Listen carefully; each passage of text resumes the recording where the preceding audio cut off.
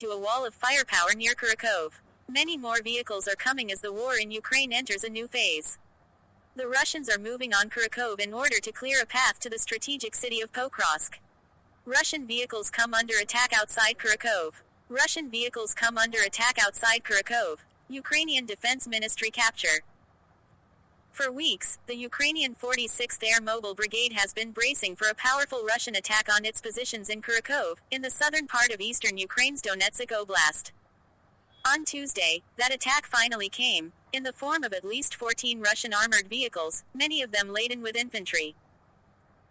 The attack was one of the opening salvoes of a long-anticipated effort by the Russians to roll up Ukrainian defenses around the fortress city of Pokrovsk in nearby Myrnohrad, 25 miles north of Kurakhove. If Pokrovsk falls, the whole Ukrainian line in Donetsk Oblast could collapse. Please subscribe and follow. So what happened next outside Kurakhove is good news for Ukraine, but potentially fleeting. The 46th Air Mobile Brigade smashed that initial Russian assault. More assaults are certainly coming, however. The column of Russian vehicles rolled toward Kurakhove along one of the main east-west roads threading from Russian-occupied Donetsk city.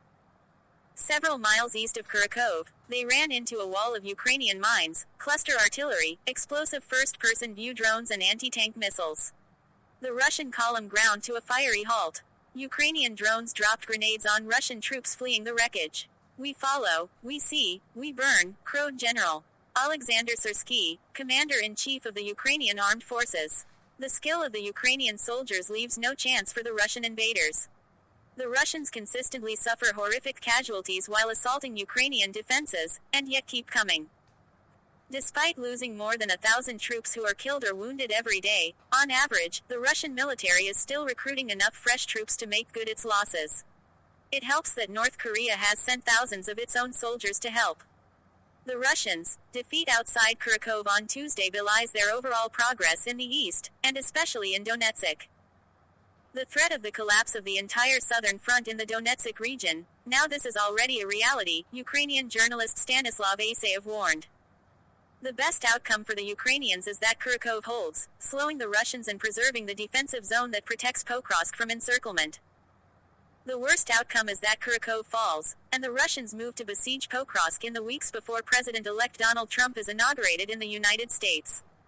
Trump has threatened to withhold further U.S. aid to Ukraine while also pushing an armistice along the existing front line.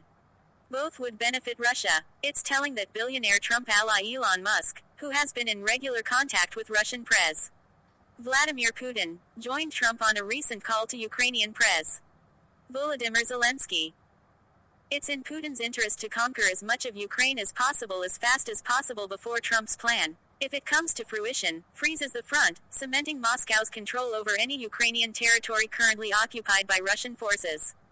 As the proverbial storm gathers over Kurakhove, there's a thin silver lining for the Ukrainians.